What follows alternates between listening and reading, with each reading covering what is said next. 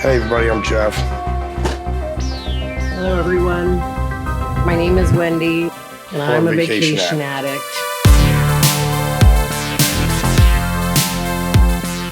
We just got back from a lovely 2 weeks in Saint Croix. It's an island that we both have enjoyed for several trips and wanted to make sure that we did this one as full as we could. Every day we ate and had a day out, an adventure.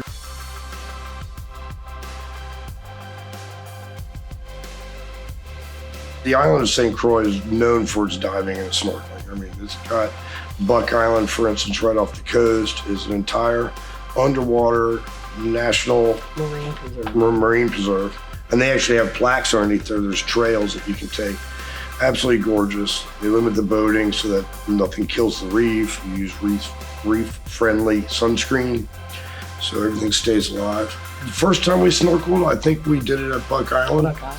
And that's not too expensive. There are a number of people that can get you out there. You just go anywhere on the boardwalk, from Big Beards, tours, or the scuba, Caribbean Sea scuba right there on the boardwalk.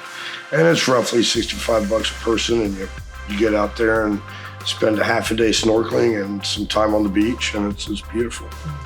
And then of course, if you like it, you can do what we've done, and we just buy our own snorkel gear. And you just walk off any beach down in Saint Croix pretty much, and there's reefs that you can snorkel and see all kinds of stuff. One of our favorite is the pier at Frederiksted. Yep, where it's claimed you can see a seahorse, the elusive seahorse. I've yet to see it, but you can be certain to see every kind of sea turtle in the Caribbean there. There's 3 different kinds of turtles? Yes. Is that right? The green turtle, hawkbill, green, and leatherback. There you go. In this trip, I think we saw mostly the green turtles. But they're playful, and they're a half a dozen of them at a time that you can just swim around with, which is great. There was an octopus sighting this week. We did not see the octopus, or at least we didn't get it on film. We probably swam right over it and missed it. But at any place on the island, even the airport, you can get these pocket-sized maps of the island. And every map will have little symbols locating all the best snorkeling spots around the island. And there must be 24 of them. Yeah. So, and all the water, all the beaches are public in the Virgin Islands. So whether it's at a resort or just along the street, you can pull over anywhere and access any beach for free. If you pull into a resort, just let them know you're there for the beach, and they'll let you ride in, and away you go. Every night out of Frederiksted Pier, there's a company called Lyric Sails who have a boat called the Jollyman. You can fit about 20, 30 people on this boat. Just before sunset, you get on the boat. You sail from the Frederiksted Pier over to the biggest sandy beach on the island, Sandy Point. The cruise comes with unlimited rum punch and a cash bar if you want something else, but who gives up rum punch? And every night there's a local artist playing music, and you sail away into the ocean and watch the sunset. And if you're lucky, you'll see a green flash as soon as the sun goes beneath the water. Something I have not seen. But I don't recommend trying to see it. You might burn your retina. No, you can edit that part in.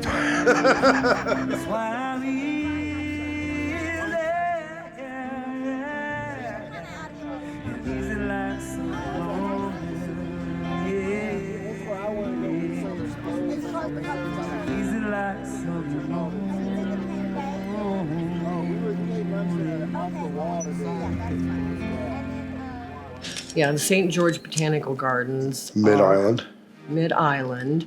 It's a nonprofit that has taken an old sugar mill plantation, the ruins of an old sugar mill plantation, and turned into a gorgeous property of a botanical garden. You can see aqueduct system that they use to run the salt or sugar mill.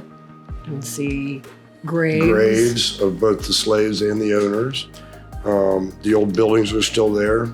Some of the buildings have fallen down and turned into ruins, but now they house beautiful orchid displays. And then there's the old supervisor's house of the plantation that's been kept in somewhat repair, where you can see bats hanging from the inside. It's fun. There are a lot of bats. If you disturb them, they'll fly all around you.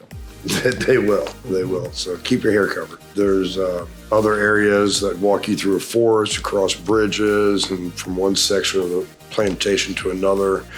There'll be fruit trees on one side, and tropical rainforest in another section. And absolutely beautiful. You can spend hours there. So people there are very helpful. They'll give you maps and directions and kind of a little self-guided tour of all the different things to see at the Botanical Gardens.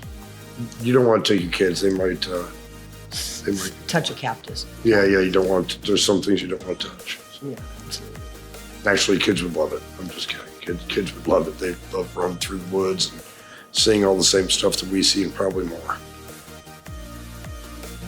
So one of the fun things to do in Saint Croix is go kayaking through the Bioluminescent Bay. It's one of very few that are actively bioluminescent year-round. There's several outfitters that do it, but we have found that Virgin Kayaks is much better. We like it because it has cycle pedals. Leaves your hands open because they have these small, like, seining nets. And the bioluminescent, they need to be agitated to shine and do their thing. So you drag these nets through the water, and it's like stardust just floating around in the water around you. You can even see the other people paddling, glowing under their kayaks from their paddling around, which is really neat. Yeah. And if you're lucky, you catch a bioluminescent jellyfish that you can actually hold on to and touch, and it has little blue, looks like little lightning bolts shining right through its body. And then, of course, you put them back. You don't want to hold on to them too long.